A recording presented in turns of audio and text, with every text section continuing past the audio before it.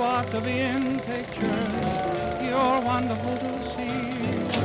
You ought to be in pictures. Hello and welcome to Deep Dive Movie Reviews with my friend Steve Hackman and myself, James Marsh.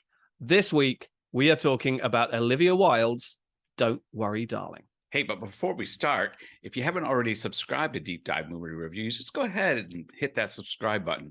Be a great favor to us. And we want to give out a big shout out to everyone who has already subscribed, because James and I are celebrating 1,000 subscribers. So thank you so much for joining us on this film journey.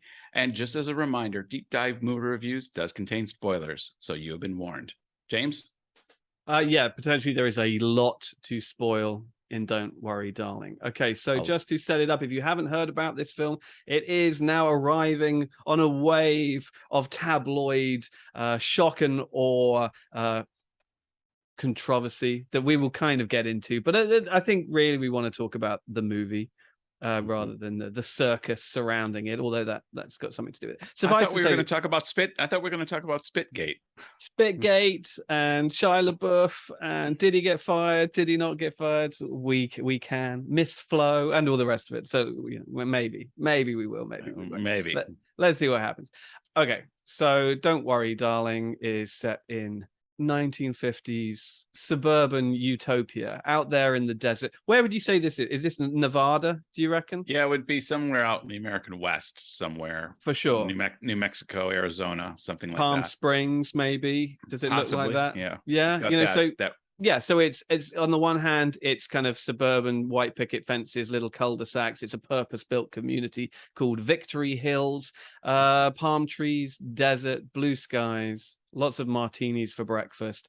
And all the men in this community all work on something called the Victory Project, which is a top secret. Is it a military project? Are they designing weapons to fight the Ruskies? We're not entirely sure, and the wives are not allowed to ask questions. But every morning they get into their cars, and much as you see that kind of suburban utopia portrayed in like Edward Scissorhands or a movie like that, they drive off in unison out into the desert where the Victory Project happens underground, quite literally. And that is all overseen by a very charismatic patriarch called Frank, played by Chris Pine.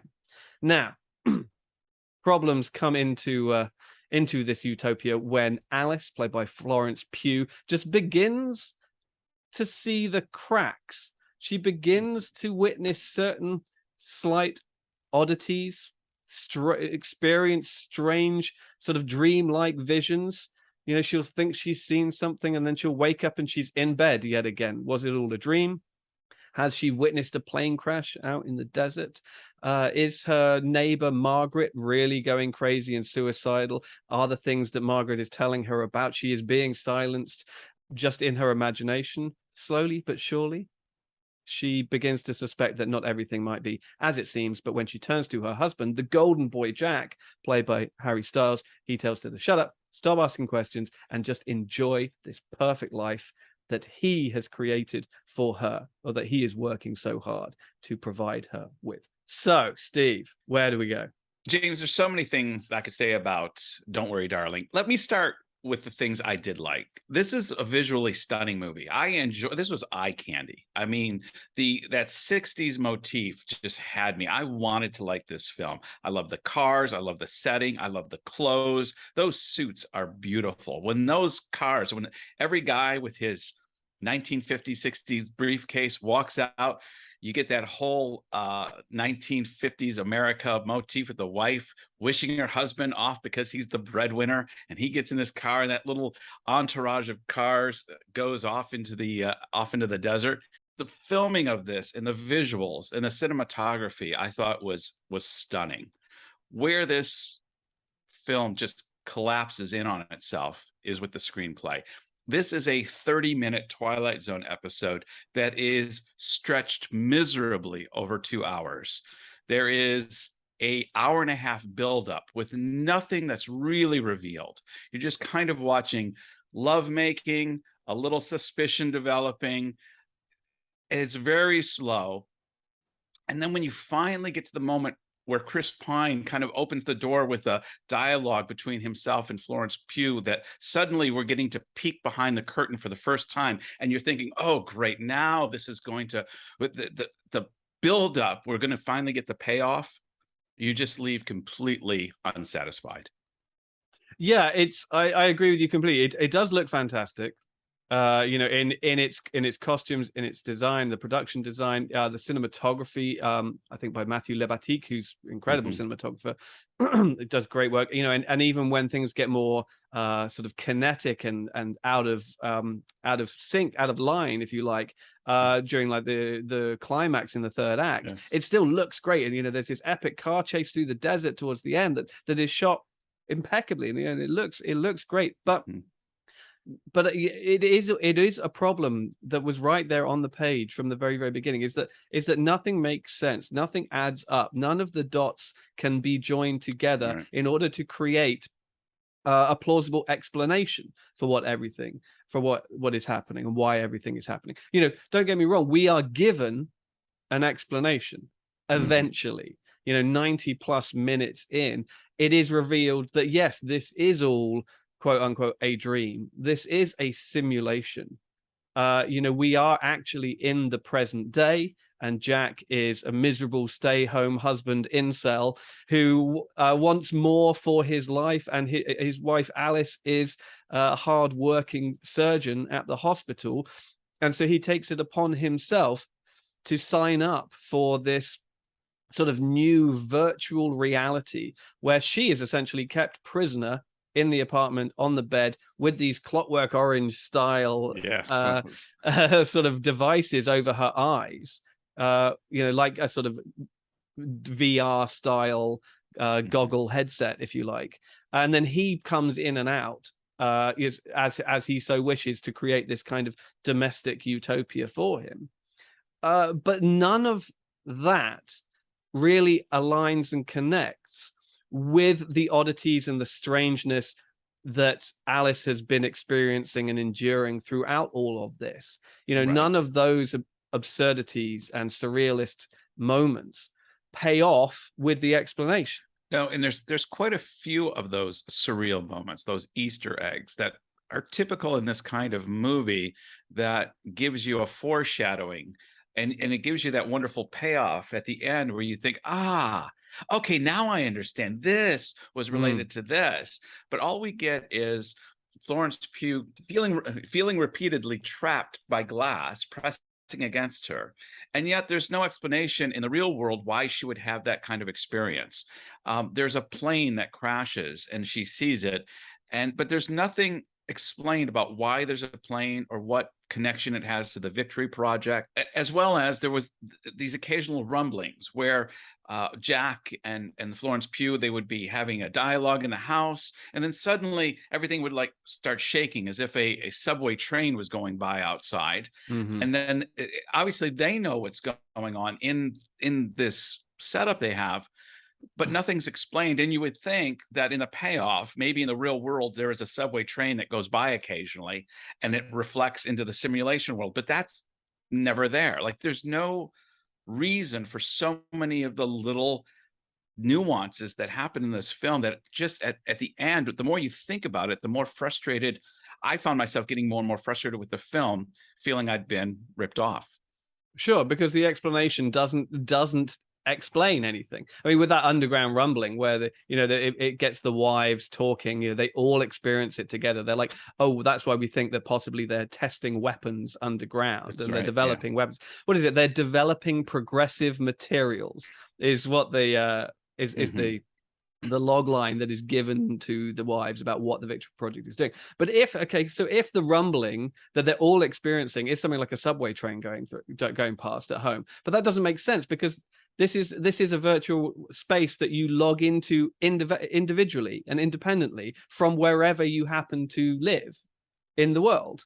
Right. So the idea that there is any kind of physical shared experience that's permeates through this veneer is bobbins. It's absolute nonsense because they're not all in the same space to experience any shared disturbance like that. And There was it's a small little things like that when you finally discover that Florence Pugh is just laying in this bed with her VR outfit on, and Harry Styles is the one that keeps coming in and out, but she's permanently in this state. Immediately you start thinking, well, how is her body being fed? How is she going to the toilet? How come when Harry comes home at night, there's not a big wet piss mark all over her? You know, there's going to be bed sores. She's got to be rotated. There's just so much nonsense in this film. And that's really just a small, I mean, obviously in films like this, there's a certain level of suspension of belief you got to give. Yeah. But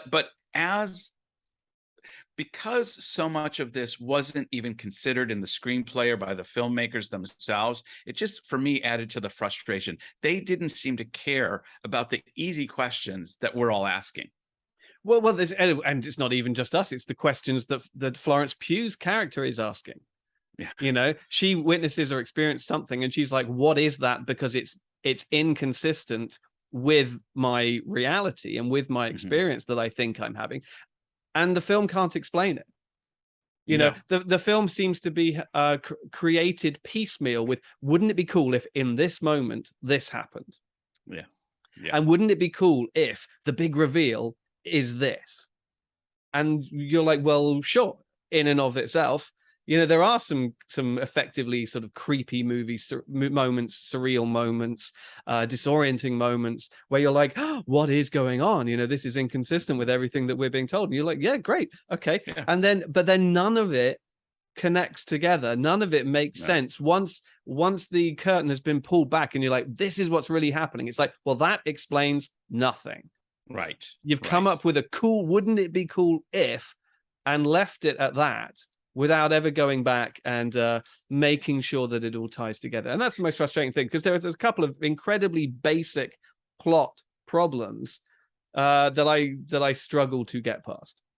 Well, and they seem to fill in the blanks to those plot problems by trying to just put in these surreal, dreamlike states that she has, where she sees a black and white montage of herself and all of her female neighbor friends doing this weird dance and doing things in unison.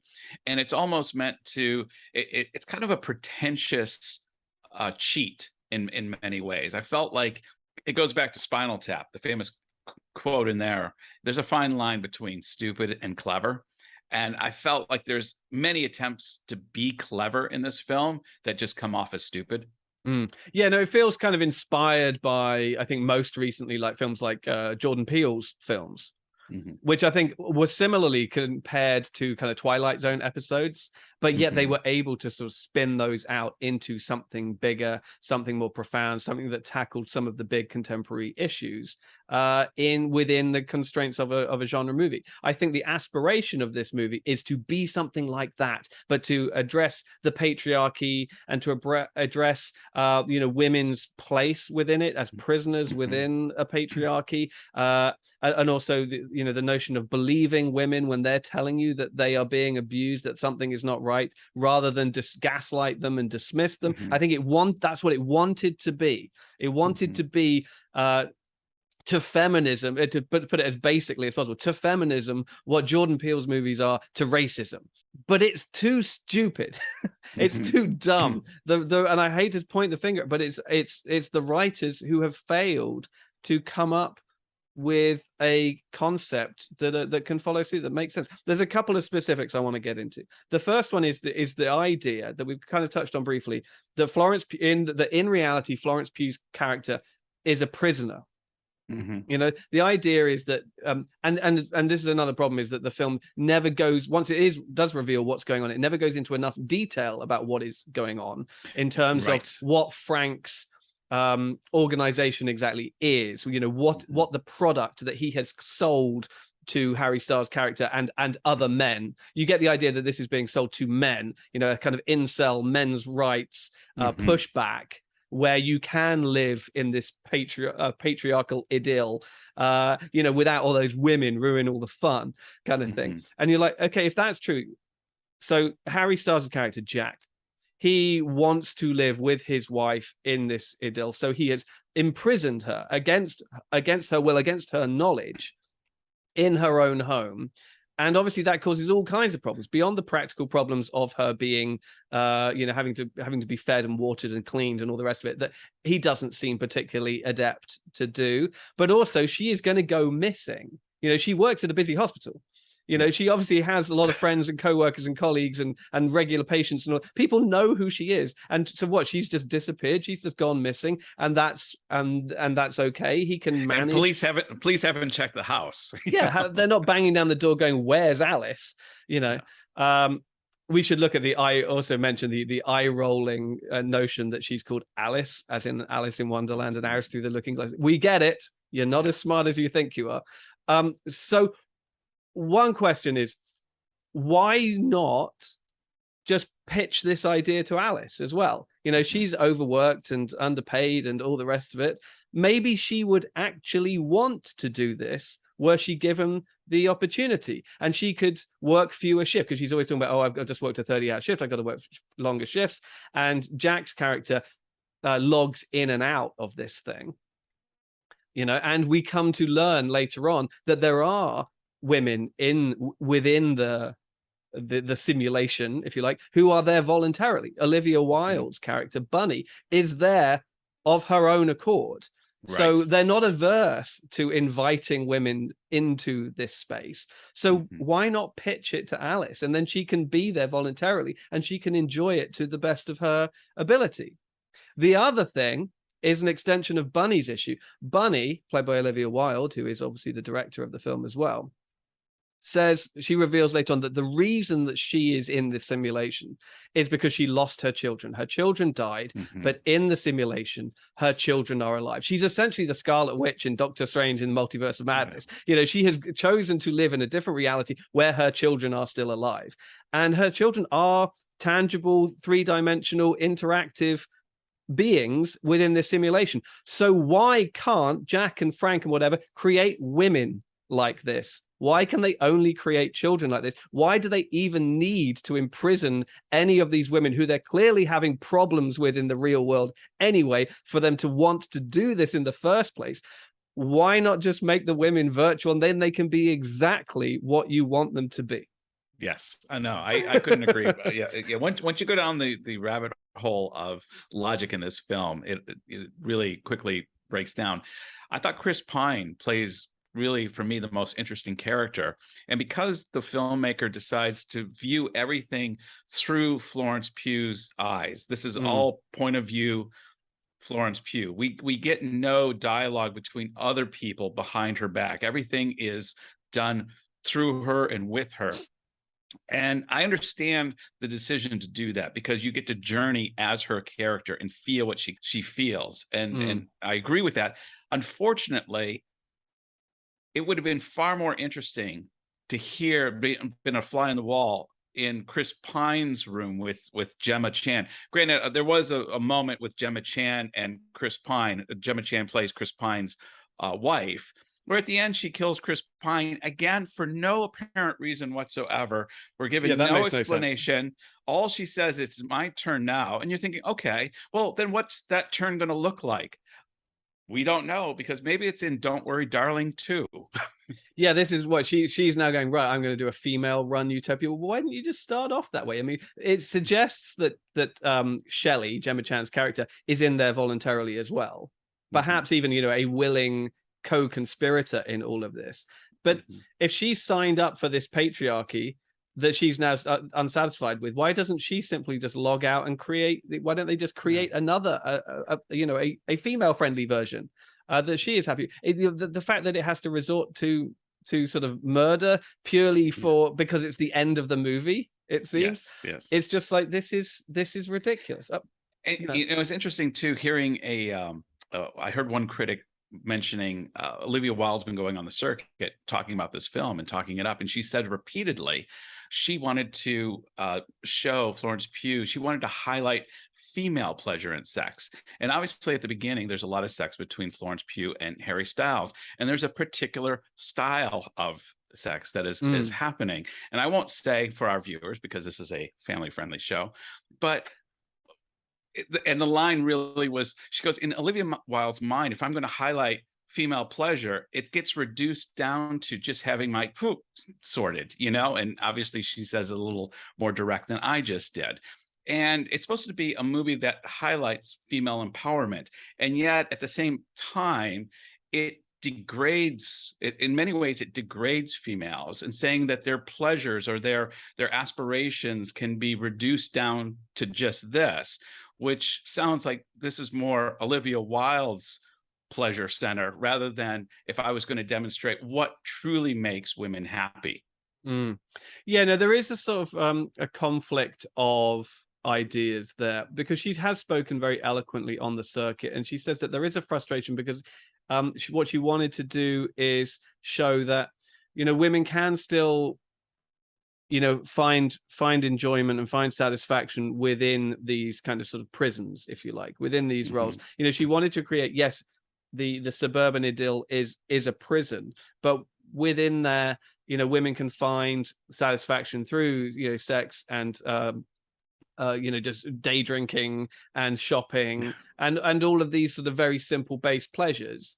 And she wanted to, she said in the interviews that she wanted to sort of address this idea where it's okay for women to want this and only this, but at the same time I want to explore the idea that the women should want more or deserve more or need, and it gets very sort of confused and very muddy. It's a little murky. What exactly she is trying to champion and what exactly she is trying to push back against. And and I think a lot of the problem is because it is told through Alice's point of view, from Florence's point of view. I think it would have made more sense, and I don't want to criticize a movie for what it isn't. Right. I think that's kind of like a fairly reductive way of going. The film would have been better if this, rather than complaining about what it does wrong. But having said that, I do think it would have made more sense if they were the new couple.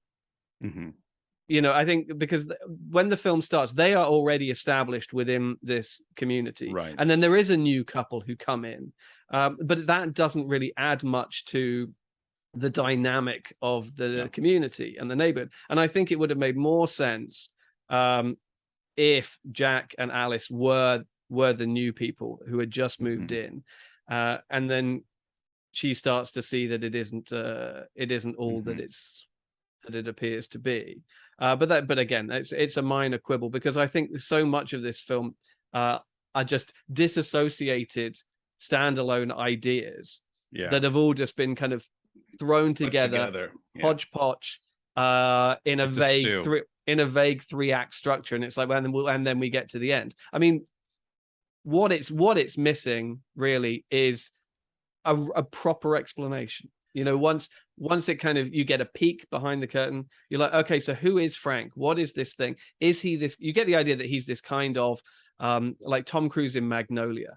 This kind of men's rights mogul, social media mogul who, almost veering on cult leader status, who is sort of championing this sort of old school patriarchy. Well, Olivia Wilde says she modeled him after Jordan Peterson, which I've watched a fair bit of Jordan Peterson, and I do not see that connection. I don't see how. But what I want to add is, I think what Olivia Wilde was trying to convey regarding kind of female empowerment and being caught in a prison and pushing against the boundaries, even in an idyllic situation, was done much better in that film in the 90s, Pleasantville, with Reese Witherspoon. I don't know if you remember that one. But it's all about teenagers being transported into an idyllic 1950s TV show where everything is perfect. The husband goes to work all day. The wife is always properly kept and waiting for him when he comes home. And at the high school, every basketball goes right through the hoop, and every day is sunny and every day is perfect. And then Reese Witherspoon just starts asking questions, and things start collapsing around as things begin to go from black and white to color. And that film tackled, I wouldn't say it's a complete remake, but there's a Venn diagram of these two films trying to tackle the same ideas. And Pleasantville does it in a much more fulfilling way. At the end, you're thinking, wow, that all made sense. And wow, what a ride, rather than coming at the end of it and thinking, like you said, that was a muddled mess.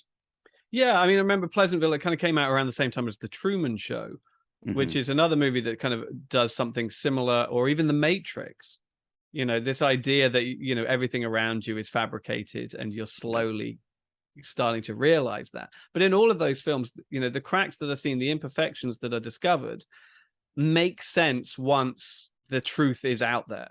Whereas in this movie, you know, moments like the plane crash, this kind of old-timey plane that looks like the toy plane that her neighbor's son, Margaret, was playing with, you know, it cannot be explained once the truth is out there. The fact that she feels literally squashed between the walls and the windows of her apartment cannot be explained once the truth is out there. No, I mean, the reason she actually goes out in the desert and stumbles into the headquarters is because she sees that plane crash. But there's no explanation for why that plane was there, or it makes no sense. There's no reason for that to have happened. There's no dots, as you say, that connect.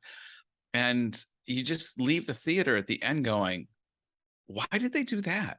Like, was there nobody on the set that said, why an airplane crashing in the desert? Yeah, it's like, what does this mean? I mean, in and of itself, it's a cool image, you know, but it's like, yeah, I mean, within the simulation, surely it doesn't exist. Therefore, it's something from the outside world that is sort of breaking through, if that's even possible. Okay, well, what is it then?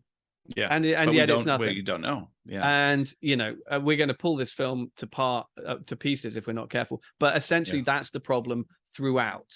Is it's just it's more concerned with creating sort of individual moments that, in and of themselves, kind of look cool or spark a particular reaction in the audience, rather than piecing together an intricate woven jigsaw puzzle that once we step back and have a look at it, we're like, oh my god, that's the truth, and now it makes sense and it's terrifying, right? And the movie just fails. You know, the one I'm putting on my American ex-evangelical chaplain hat now.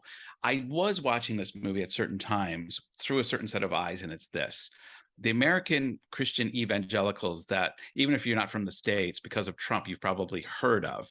I come from that background, and I'm presently part of, there's just a huge, if you're in that world, there's just a huge group of people that are addressing an issue which we call deconstruction. People that have been raised in these church structures, and you've been given a certain reality of life. If science tells you that we evolved and the earth is 1 billion years old, but the Bible says it was made in 6 days and God made it, Genesis, right? Well, then science schmience, we go with what the good book says. And there's a whole reality in that world of whether it's science or morality or gender issues or sexuality that is completely different or at odds with the world around it. And you live in this idyllic world, and your friends are part of this world. And you usually have a charismatic pastor at the top of this that encourages everybody with a big smile, like Chris Pine.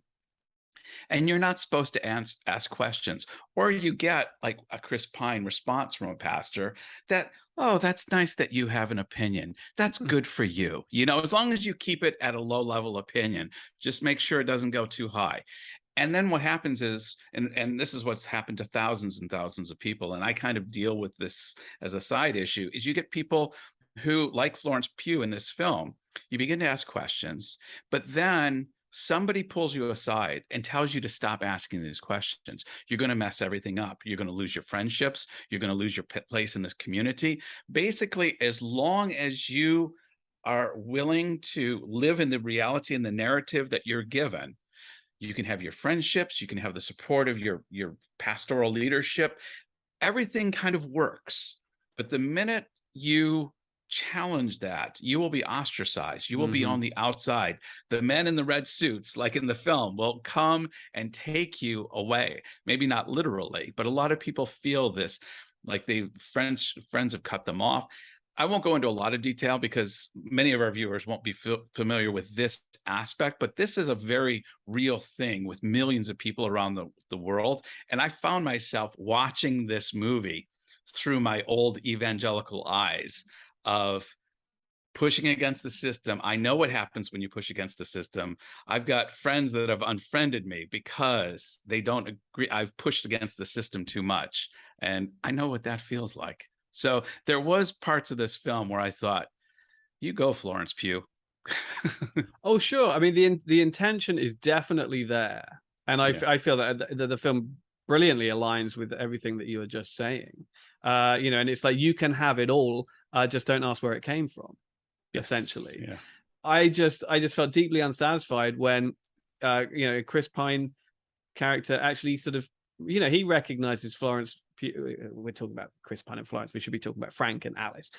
Frank recognizes, what Alice is doing and where she's coming from. And he says, all right, game on, step it up. Yeah. I'm ready for the challenge. And the challenge never comes. All she does is run and kind of run away. And at no point does she get the opportunity. And it's not the character's cowardice or anything like that. It's just the writing isn't there. Mm-hmm. She never gets the opportunity to go head to head and to actually go, this is the truth. I now know what's going on, and I'm gonna tear it down.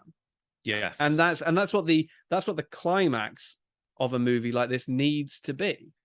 Well, and that's why we leave so unfulfilled with the Chris Pine character, because rather than Alice being able to turn the tables on Frank and bring that world down, we are left just with this quick scene where Frank's wife, played by Gemma Chan, as I mentioned earlier, just kills him for no apparent reason. And it's like, you've lost that opportunity with what you just said. The satisfaction would have come from Alice being the one, not maybe killing him physically, but bringing down this artificial world that has entrapped not only her, but many others. Yeah. And it's such a waste when the film does look so good and you've assembled such a strong cast. I mean, we'll get to Harry Styles, but with the exception of Harry Styles, I think, everybody there, Florence Pugh, obviously, Olivia Wilde herself, Gemma Chan, Chris Pine is great. Even like KiKi, Layne and Kroll play their parts well. And yet you're so underserved by a screenplay that was there right from the very beginning. That was the first piece of this puzzle. This is seemingly what got everybody on board. And yet that's ultimately the problem. I mean, there's a big question mark hanging over Harry Styles, obviously huge pop star, now breaking into movies. I think the only thing I'd seen him in before this was Dunkirk, where he has a sort of small, pretty sort of insignificant role. It doesn't require much actual sort of line reading acting from him. And here he absolutely looks the part. He can play that kind of sort of 50s suave, sophisticated man about town. He pulls off a suit incredibly well, and these sort of 50s lounge poolside outfits as well. And he looks great, and behind the wheel of the car, he looks great, and all the rest of it. Acting wise, I think he does fine. I think some of the more elevated, dramatic altercations he has with Alice are a bit wobbly. His line readings are not as convincing as perhaps they could have been. I suspect there's a conceit in the plot where he's really American, but in the VR world, he's a Brit. And obviously the movie spends most of the time in the simulation where he is British for no reason. And he's the only British character, which is kind of like, I think Gemma Chan's character actually has a bit of an English accent, but she does. Yeah. And there are it's mentioned twice. Once when the doctor says to him, what do you Brits say? Keep calm and carry on. And then in the real world, you see that one of his character choices was to be British. And I'm totally of the opinion that the only reason that is in the script at all is that he struggled with an accent. And absolutely. So let's just let him do his own accent and be done with it. And I'm sure he's going. The knives already been sharpened, and I'm sure people want to bash him for it. But I thought, he doesn't stand out as being any worse. Worse enough to be really sort of hung out to dry for it. There are a couple of wobbly moments, but by and large, I think he gets away with it. No, I couldn't agree more, James. I'm not out to bash this movie for no reason, and I'll give credit where credit's due. And I thought Harry Styles did a fine job. I wouldn't even have gone to say he was wobbly. I know the scenes you're talking about, and replaying them in my mind, Yeah, maybe they could have, by a deeper, more serious actor, pulled it off a little bit better. But I never felt for a minute like, oh wow, that didn't work. I thought it was fine. It was good, and he does look the part. I found myself asking if Shia LaBeouf was in this role, would it have worked better? And I can't say because I haven't seen that, but it would be hard to top Harry Styles when it comes to wearing those suits and drinking those martinis. Yeah, I kind of agree with that. I do really like Shia LaBeouf as an actor. You know, when he's given the right role, he's incredibly sort of intense and committed and all the rest of it. And I think that is great. But I don't see him in this part. Yeah, You know, no, I don't see him in this part. And I think, you know, maybe he didn't see himself in this part either. And that's why he either quit or he was fired, depending on who you listen to. So yeah, no, I think, and I agree. Harry Styles absolutely looks the part, you know, and he is a style icon. And this is an incredibly stylish movie. He looks better. He looks better dressed as a man though than in a dress, I have to admit. Hey, to each their own. To each their own. You know, he wears a lot of those sort of 40s style high waist, sort of tweed suits, and he pulls them off. And I'm like, good for you. I found myself thinking, why can't we dress like that anymore? The Yeah, cars are better. The clothes are better. And who doesn't want to have a martini at 10 a.m.? Yeah, no, exactly. It's true. I just wish the movie was half as smart as it thinks it is. Yes. You know, but like you said, there's some visuals that I still love when Alice is running up towards the headquarters, up that mountain, and there's just this single mountain track with nothing else around. There's no trees, there's nothing, and you just get that cinematic pan just as she's running and then around the mountain from an aerial. And I just found it just captivating watching that scene. And there's, again, I said at the beginning of this review, this film was eye candy, and it's just unfortunate that's all it ended up being. Well, James, what are we going to do as a instrument of measure for Don't Worry, Darling?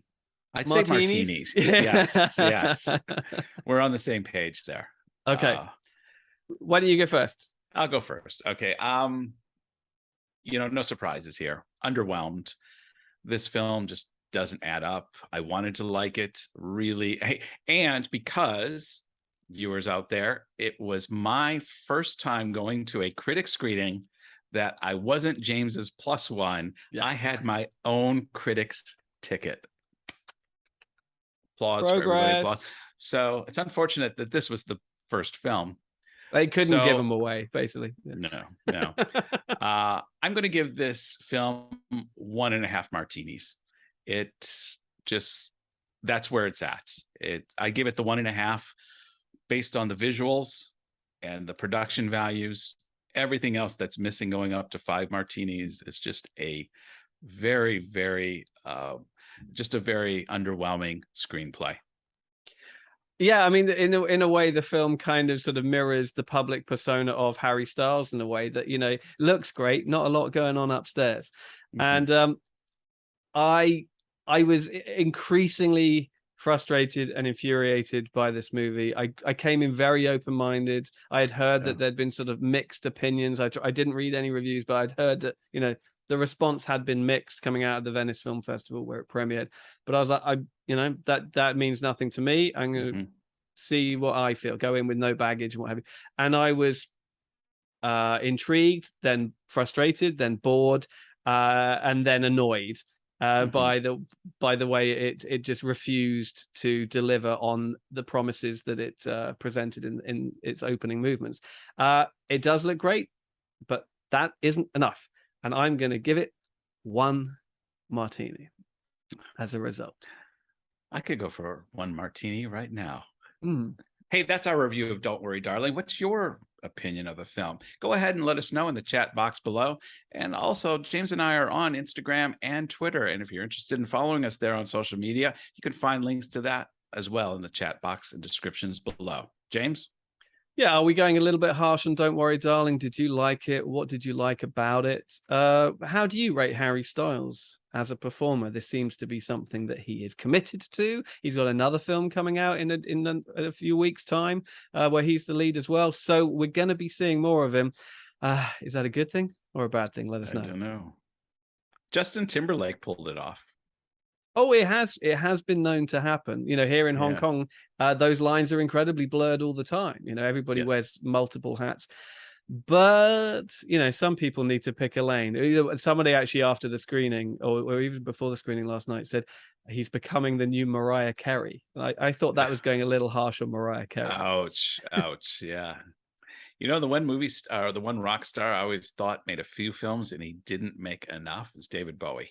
I always thought there needed to be more David Bowie films. Yeah, no, absolutely. He was good in certain roles. Like Man Who Fell to Earth is great, but then later things like The Prestige, when he played Tesla in The Prestige, I didn't think he was that good in it actually. But anyway, we're going a little off topic, just as we should be saying. Until next week. Have a good week. Bye-bye. Bye-bye.